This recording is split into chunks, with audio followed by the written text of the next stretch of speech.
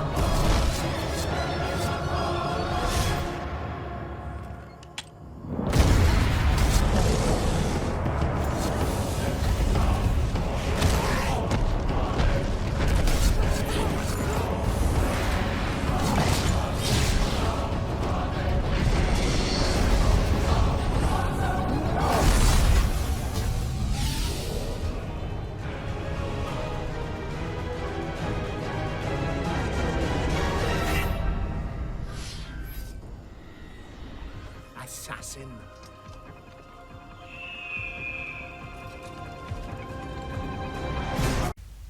What's up, ladies and gentlemen, and welcome to the first advanced mastery guide by Vermintide Amplified. I hope you guys enjoyed the little cinematic I made, cause well, if you didn't, that was a waste of 12 hours. Well, anyways, as you probably figured out by now, this guide is exclusively for Kirillion's third class, Shade, the Assassin. I'm gonna start off just going through the basic item builds and talent builds. Basically a quick overview of talents, items, properties, traits, as well as a quick explanation about what does what, when, where, and for what reason. What do you want to run for which scenario. Then I'm gonna do a quick guide regarding the 5 weapons, 3 melee and 2 ranged weapons that I'm gonna be focusing on in this video. Then I'm gonna do a breakpoint / attack sequence guide, basically showcasing the most common specials and armored minions, how you want to approach them with different combination of weapons and talents. Then I'm also going to do a guide on how to effectively DPS different bosses and some gameplay commentary. Now, for the sake of simplicity, let's establish some ground rules here. First of all, every single build I'm going to do, you can assume that on the necklace I'm running stamina and health, as well as Boon of Shalia. And on the charm, I'm going to be running 10% chaos damage, attack speed, and decanter. I'm also always going to be running the assassin talent as well as Cloak of Pain. Now, me personally, I love to vary my builds from game to game, but we don't have all day to go into every single niche of Shade. So in order to save both of us a lot of time, we're just going to stick to the traits you can use in 9 out of 10 cases. Now, if you want the logic behind these choices, stamina gives you an extra push, it gives you an extra push block attack, and it buffs the amount you can block, but all at once. Health is for survivability, as trash minions deal a lot of damage on Cataclysm. Now, I should also mention that for the range weapon, I am always going to be using either a Hagbane Shortbow with Chaos Infantry and Barrage, or a longbow with chaos infantry and conservative shooter. Some people would prefer scrounger on the longbow, but the way I see it, that's for pussies. You're always aiming for headshots, you're always going for headshots, half your breakpoints are hitting headshots, so if you can't hit stuff in the head, it's about time you learned. Consider it extra motivation when you're running out of ammo. But back to the item traits. The Boon of Shalia is just overall the easiest trait to get guaranteed value from. It's basically a no-brainer, it's not the only viable one. The Boarskin isn't as good as it used to, as you simply get overwhelmed too easily on Kata. Natural Bonds is also an option, definitely, but it requires far more finesse to probably use Natural Bonds. And then we have the 25% chance to not actually consume your healing potion when you drink it, which is both RNG based and not as it's not very useful, to be quite honest. You're not going to get full health anyways from drinking your health pot, so now you're always going to be running attack speed, because attack speed is just the best trait in the game. It's not only 5% damage, it's movement speed when you have dual wield weapons, it's 5% extra attacks that you might crit on, it's ulti regeneration, it's potentially ammo regeneration, it's just always going to be running attack speed. Now you're 9 out of 10 times you're also going to be running Power versus Chaos. First of all, it hits a breakpoint combined with Assassin on trash Chaos minions that you can headshot on light attacks with daggers. But other than that, there are 5 different boss spawns, right? They can spawn. 3 of them are Chaos, 2 of them are Skaven. The 3 difficult ones are Chaos. There are 3 factions in the game that can spawn minions and specials, and 2 of them count as Chaos. And now why are you gonna run Decanter? You're gonna run Decanter because you're a filthy, dirty elf main, and you have both the luxury and pressure of being the person everyone is depending on in a pressured situation to quickly and effectively take out bosses and monsters. That's why you're allowed to run Decanter, whereas everyone else, except Battle Wizard, should be running Proxy. Now the reasoning behind that is pretty simple. Concoction, that's 3 times 50%, 150% value. Decanter, that's an extra 50%, 150% value. Proxy, you share it 100% with a friend, 200% value. Now that leaves us the Trinket, and if we're excluding curse resistance for doing legend book runs, there are only 4 potentially desirable traits for a shade on the Trinket. Now, one of those 4 is movement speed, which I'm going to exclude again for these builds, since movement speed is mostly going to be for solo runs, where you want to have some consistent movement speed on top of the Spring-Heeled Assassin. That leaves us with only 3 desirable traits, which is crit chance, stamina recovery, and cooldown reduction. Now, you're mostly gonna run explosive ordnance, although shrapnel is an option if you want to focus on quick boss damage, but really, if you're playing Cataclysm, explosive ordnance is simply better, period, end of story. Unless you're doing something highly specific, explosive ordnance is always going to be better, in general terms. Now, of the 3 remaining traits, crit chance is by far the most favored one in a general circumstance. If we're excluding, again, highly specific meta builds, crit chance is it procs Swizzling for attack speed, or Resourceful Combatant for ulti cooldown. It procs Execute when you backstab minions. It's potentially Invis if you have Vanish. It's potentially Temp HP if you have Bleak Vigor. It's potential 20% movement speed when you're running Spring-Heeled Assassin, which you are most of the time. Which basically means you pretty much always want to have crit chance, which leaves 2 other properties on the second place, which is stamina recovery and cooldown reduction. Now, you might jump to the conclusion that, oh, I'm gonna run cooldown reduction because I want to ulti as much as possible. And while you wouldn't be wrong necessarily, I find myself, even as someone who's played a nearly infinite amount of Shade, and keep in mind that this level 470 is not counting the amount of modded realm I've played, which is a lot. And even so, when I play quick play Cataclysm, I found myself using stamina recovery over cooldown reduction most of the time. Now, if you're not familiar with why stamina recovery is so fucking amazing, it's not so much the stamina that it recovers, it reduces the time between your block being broken and the next attack being lethal. if you understand what I mean. So your block is broken from one attack. Now your block is open, which means the next attack, regardless of what attack it is going to hit you. And the time window from that happening until you recover your first 1 stamina, half a shield, which can then again block an entire attack. That time window is reduced by 30%. Now I want to make it clear that there's absolutely nothing wrong about running cooldown reduction, but ask yourself this: you're watching this guide on Shade, which most likely means that you feel like Shade has some potential that you haven't yet unlocked, or for whatever reason you feel like you're dying too much when you're playing Shade, or something's off, something's not the way it should be. Try running stamina recovery. At the very least, give it a shot. Don't underestimate the value of simply staying alive when you're playing Cataclysm, especially when you're quick playing and queuing with randoms. It's gonna save your life more times than you can count. So I'd suggest giving it a shot before defaulting to cooldown reduction.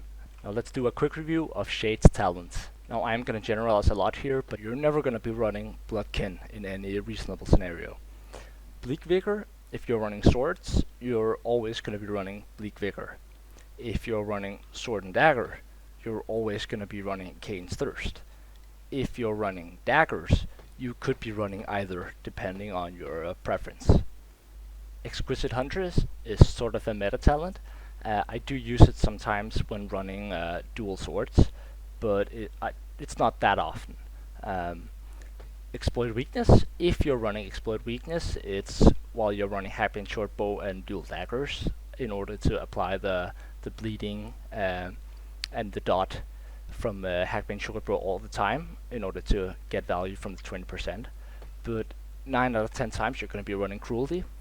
You're a critting machine, it increases your crit damage, it's guaranteed value, it's a no-brainer, it synergizes with your assassin trait, there is literally no downsides, it increases your ulti damage, so I would definitely suggest running Cruelty. For your level 15, you're always gonna be running Assassin. Okay, always. Now, Assassin outperforms Smiter both on ult damage, it hits more breakpoints, you're always aiming for headshots, you're always getting critical hits. So like the only argument you could make for Smiter would be if it increased your ulti damage due to the first target always counting as staggered, but that's not the case due to the 40% critical damage from Assassin, and Assassin outperforms Smiter in every scenario that I'm aware of, at the very least. Enhanced power is just not viable unless you're trying to do something super specific. For level 20, you're always going to be running either Blood Fletcher or Vanish. Now if you're using Hagbane Shortbow, you're going to be running Blood Fletcher. Always. Every single time if you're using Hagbane Shortbow. If you're using the Longbow, you could argue that the Vanish has great potential, like it's a great talent. Vanish is a really good talent, undoubtedly. But when you're using the Hagbane Shortbow, you simply need to be able to stack up your ammunition in order to reduce the cooldown of your ulti. So you can run Vanish, but then you should also be running either dual swords or daggers, as the crit synergizes much better, and preferably you're going to be running Longbow on top of that, as it has better synergy with the Invis. Now for level 25, you're never going to be using Blood Drinker. 20% damage reduction simply, it makes no difference. Like, you're playing Legend, Kata, or anything above, it's just irrelevant. 20% damage is just not enough to do any difference whatsoever. So you're pretty much always going to be running Spring Healed Assassin, unless you're either speedrunning, or if you find yourself dying a lot. There are scenarios where Glade Runner has an advantage over Spring Healed Assassin. If you're in a really pressured situation, bunch of minions on you, you're getting hit from all sides, you're in a scenario where you need to create space for yourself, and you don't feel like you're not in a position to auto attack, because then you're going to get hit. And in that scenario, you might find that having no movement speed whatsoever is going to make it really, really hard to create that space you need in order to get away. So you could argue that if you're not much of a Shade player, if you're new to playing Cataclysm with Shade, start out using Glade Runner for the guaranteed value, and as you get more and more comfortable, the Spring Healed Assassin is going to be the more viable option here. For the ulti, you're always going to be using Cloak of Pain. Cloak of Mist is just terrible altogether. Shadow Step is only useful when speedrunning and going to glitch spots, and Cloak of Pain is just amazing. It gives you room to breathe. It's just the best talent overall altogether, so you're always going to be running Cloak of Pain. Now let's just very quickly go through the attack sequence and important things to notice. The important differences to notice with the 3 different melee weapons that we're using for all of our builds. Daggers has a 4 attack light sequence, which means you're going to attack 4 times, then the sequence repeats. Each of your attacks have high damage, fairly high damage for a light attack compared to how quick the attack is. Very little cleave and stagger, which means you're not going to hit very many minions. Also important to notice that they all have 10% crit chance, as well as a bleed applied. The heavy attacks is where you're going to do all your armor damage. As you can see here, both of the attacks, they're pretty much identical besides the attack speed. And you can double up the attack damage if you're calculating breakpoints. This 5.5 is double due to 2 weapons hitting at the same time. And that's pretty much where you're going to get all your armor damage. Now, let's go over the swords. Now, the swords are on the opposite end of the spectrum. Basically, all of their light attacks, which is also a 4 attack sequence, have a lot of cleave and a lot of stagger. They do attack a bit slower than daggers. However, the most important thing to notice here is the 3rd and 4th light attack in the sequence having 25% crit and 50% crit. Now, this is especially useful for execution builds, trying to chain for your 3rd and 4th attack right before a dodge, which you're going to use to synergize with your Murderous Prowess, which executes man-sized enemies if you crit them and backstab them at the same time. Now you can then use your attack, dodge, hoping to crit on either the 3rd or 4th attack from an angle that is considered a backstab.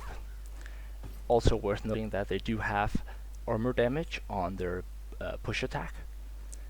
It's basically like a point, like an, sort of point real quickly, but it's still very, very useful as you're otherwise lacking armor damage on the swords. And you do also have a bit of the same amount of cleave and a bit of armor damage, but a better modifier on the heavy attacks. Now, sword and dagger is sort of a mixture of both. The first 2 attacks of sword and dagger are equivalent to the first 2 attacks of dual swords, except they're a bit quicker, and they also have 10% crit chance, so they're actually better. Now the 3rd attack is sort of not that useful, to be honest. It has the bleed from daggers, but you're not going to apply it very often, so you're not really aiming to do anything with that attack. And the 4th attack has a bunch of armor damage, is equivalent to one of your 2 heavy attacks, like one of your 2 weapons hitting. And it's also worth noting here that every single attack here has 10% crit. But the important thing to notice here, mostly I would say, is that it's the first 2 light attacks that you want to use for fighting hordes. So you want to attack, push, attack, push, attack, push. Now that's not as important on lower difficulties, but on playing Kata, it's really, really important that you don't finish the sequence of 4 light attacks when fighting a horde. You can go to the 3rd attack, but you always want to cancel after that with a push, because otherwise you're going to find yourself getting hit a lot.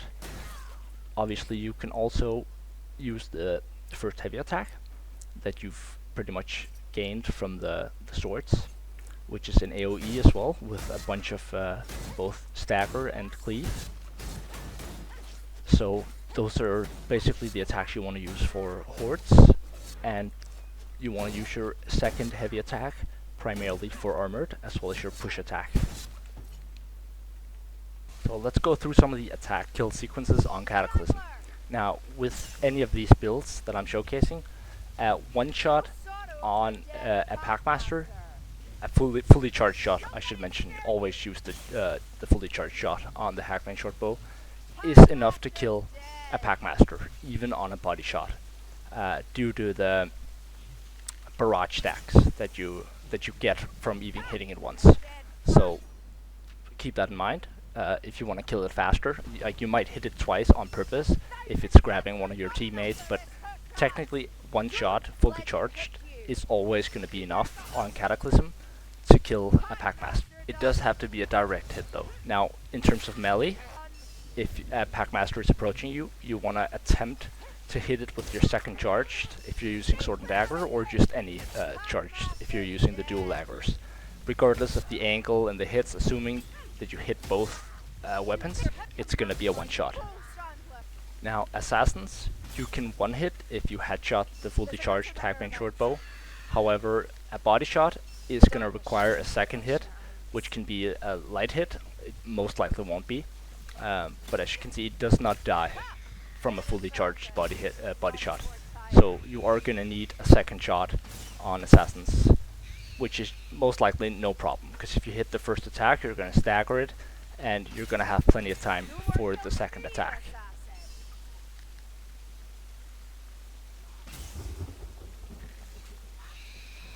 No stomach for a fair fight. And just quickly, both Vortex Sorcerers as well as Leeches, both of them are guaranteed kill on 2 fully charged Hagbane Shortbow attacks. Now, Globadiers, aka Gas Rats, will take 2 to 3 hits to go down, depending on how well you hit them. It usually varies depending on how well the dot is applied, and as well as the distance to the target, and whether or not you headshot. But 3 fully charged attacks always gets the job done. In similar fashion, armored specials are usually done in 2 fully charged attacks, assuming you hit them properly, or just decently. That goes for Fire Rats as well as Gunners. Now, Hagbane isn't optimal for killing armored specials, but 2 to 3 shots should get the job done. And that pretty much sums up most of these significant specials. So let's move on to armored minions. Now, when it comes to killing storm vermins, the second heavy attack from Sword and Dagger, or basically any heavy attack from dual daggers, with a crit, is gonna one-shot a storm vermin. However, if you don't crit, you're gonna need either a double heavy with all 4 attacks hitting headshot, regardless of whether you're using Sword and Dagger or dual daggers. As you can see here, if you don't hit all of them, you're not gonna kill it in a single sequence. Now, I want to talk a little bit about Chaos Warriors, because on Cataclysm, an ulti hitting 2 Chaos Warriors, as you can see, is not going to kill the Chaos Warriors. Now, if I were to attack them again, they would die. As you can see here, if you ulti on 1 Chaos Warrior, the first charge attack is enough to kill it. However, if you have 2 of them, you need the second charged attack in order to one-hit both the Chaos Warriors. However, there is a way around this, which is shooting them with your Hagbane Shortbow first. Just 1 hit, and they both die, as you can see here. Whereas, if I don't shoot them first, which is for the power stacks, not the damage, they don't die. I need another attack in order to kill them. So if you're fighting a Chaos Patrol on Cataclysm, making sure you have at least 2 charges first before going in with your ulti is definitely worth it. Let's talk a little bit about boss killing. Now, you want to ulti first and then Compot, assuming you're close enough to get your first ulti off. After that, obviously you want to attempt to headshot it and use push block attacks into heavy 2s. Notice how I'm using my ulti after the second heavy. That way you can time your ulti just before the hit, which ensures you don't accidentally waste it. Now, there's a couple of things to notice in this upcoming boss fight. First is that I ulti first, then I pop my Compot. I then evaluate that it's too risky to not just do the first charge attack, because I'm afraid otherwise I'm going to entirely miss it. So always do that. If you're not sure, it's better to just get the safe damage. Now here, very clear example of doing the push block attack into heavy 2 and then waiting last second before activating the ulti. Now the reason I'm ulting first on these other couple of ultis before doing the push block attack into heavy 2 is due to the amount of minions around me. Now, in a perfect world, this is how you would approach DPSing a boss with Sword and Dagger. You would start off with your push block attack, and the second before your next heavy hits the boss, then you use your ulti. Now, you're gonna have a bit of invis after that due to Cloak of Pain. Now, you're gonna use that invis to pop your Kong pot. So, let me demonstrate here. I walk in endless silence. Dust. Now, in an actual scenario, you would obviously also be aiming for headshots, if at all possible, She'd walk. as well as keeping your barrage stacks up before an ulti. Now, in this scenario, I don't have a Kong pot or any of the utility, so I'm gonna start off by getting my barrage stacks up, which also refills my ultimate. Now, notice that my ammunition is quickly regained, which is why you can afford wasting some ammunition, because assuming you don't have aggro, the boss doesn't have aggro on you, you can super quickly regain a bunch of ammo with the Bloodfetcher talent when fighting pretty much any boss. Especially if you're fighting a troll, you can waste all your ammunition, because as soon as he goes down, you can walk up behind him and just quickly auto attack to refill all your ammunition. Now, last thing I want to point out before the final segment is the scenario where I've basically just been rest, and I just want to showcase how quickly you can regen your ulti and how you want to do it, especially here where I have the luxury of an ammunition crate, which means I know I can just use my ulti as much as I want to. So, and make sure each time you use your ulti, take the first hit, you reposition yourself before starting your spam. Keep up the good fight. My quiver holds no answer. Dust and Shady.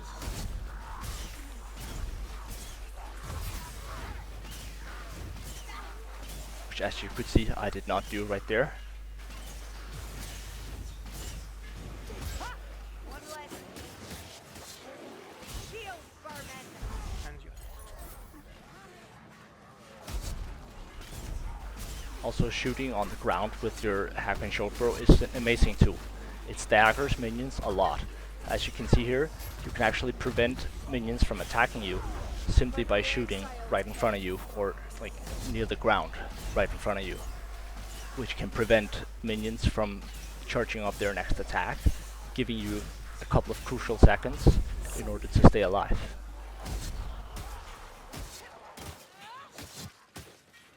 Well played. I feel like this clip was a good example of how well you can actually use the Hagbane Shortbow to keep minions at a distance, as well as how much stamina recovery can fucking save your life.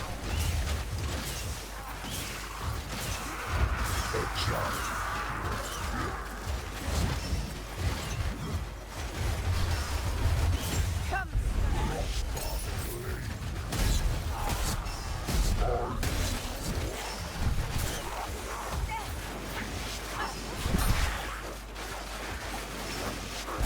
Right there, I'd be dead.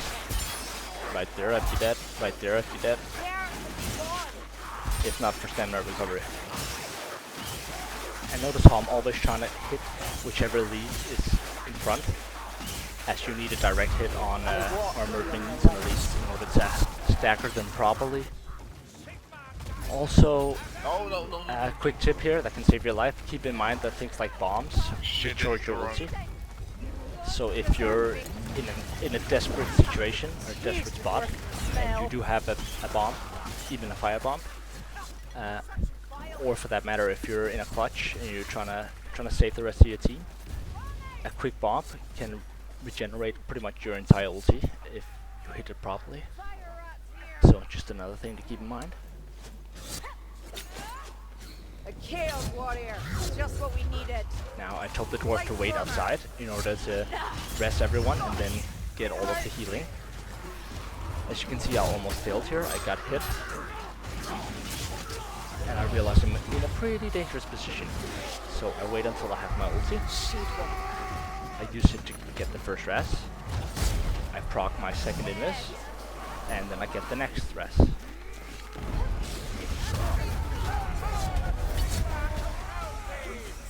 Gas rat, beware its poison! Alas, the Glubadier's dead. Healing draft, over Now you here! guys do let me know if there's anything I've missed. I'm not all-knowing.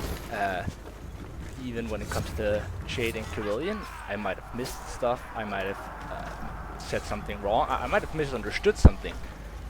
Like, this game continues to surprise me once in a while when I thought I knew something about the game and how it worked, and then I realized, oh wait a sec, I completely misunderstood that.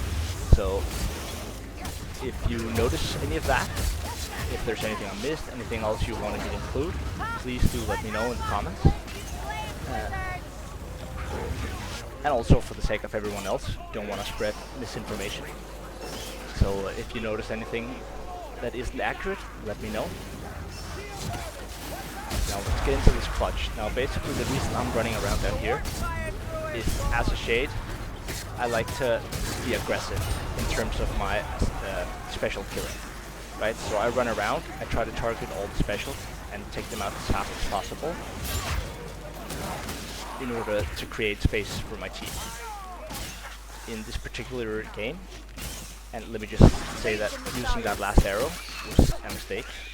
I didn't notice in the moment that I was running out of arrows, and that can happen to anyone, which is why it's so important you learn how to do this sideways push block on an assassin. My initial instinct was to hide behind the pillar, but as soon as I saw the assassin jump, I noticed an opportunity to actually kill it.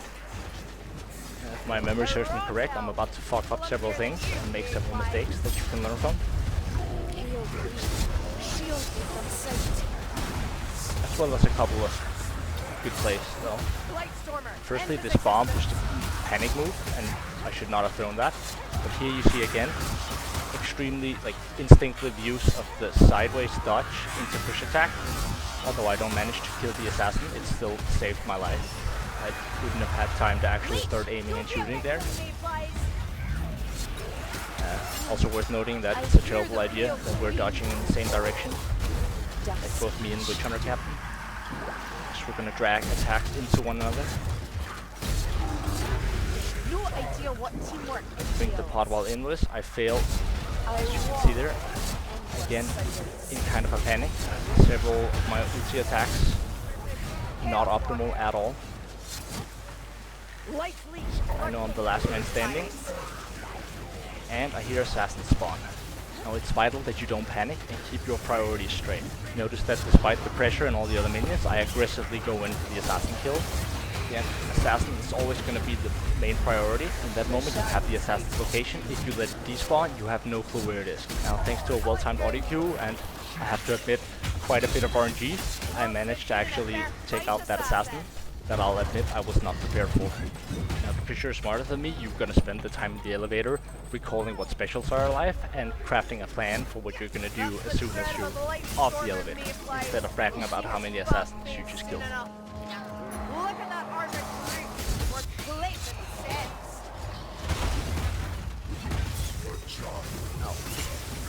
Could have probably managed without using my compost, but I felt like it was simply... I was gonna risk letting my teammate die, and it just felt like this was too much of a pressure situation. So I felt like using the compost here was justified. Into blue.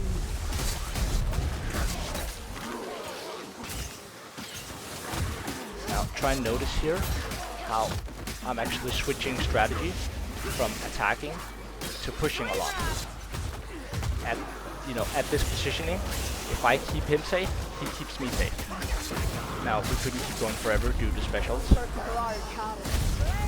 Now assuming you're not passing any barriers, it's always a good idea, like in this scenario where I discovered ammunition, instead of letting it go to waste, I'm gonna, make a mental note of the location of that ammunition, and that's gonna allow me to be very wasteful with my resources here, knowing that I can always fall back and get that ammunition if I really need it. Now, truth be told, I only feel like I'm halfway done. I could easily keep going, playing in different mechanics, different scenarios, going in depth on different talents and item builds. But at the end of the day, I'm making a YouTube video, not directing a Steven Spielberg movie. And I already managed to cut the raw footage down from over 1.5 hours to just under 40 minutes, using nothing but blood, sweat and tears and a little bit of editing, which I found to be an achievement in of itself. Now, one thing I want to mention here at the end though, one thing is mechanical skill, but honestly at the end of the day, what separates a decent or even a good shade from a great shade 9 out of 10 times is going to be your decision making ability and situational awareness in extreme high pressure situations, allowing you to both formulate and execute a plan simultaneously. But also the small things like knowing when to save your teammate and when to let him go, even though you have your invis up. Do you pop your conk pot just because you got a monster spawn, or because your team needed you to? Do you perhaps, even without really being aware of it yourself, been farming that little green circle at the end of the game, having an almost militant attitude towards not wasting your ulti, and always choosing the safe and boring play over the big play when it really matters?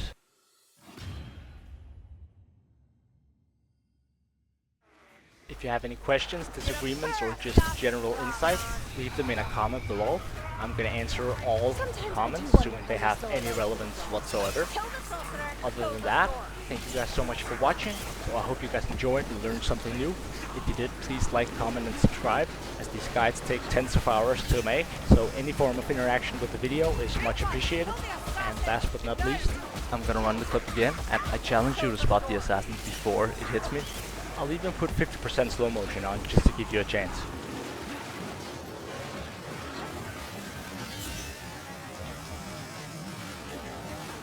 Too late.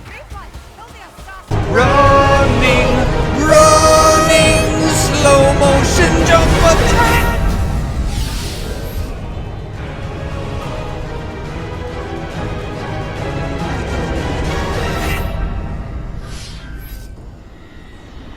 Assassin.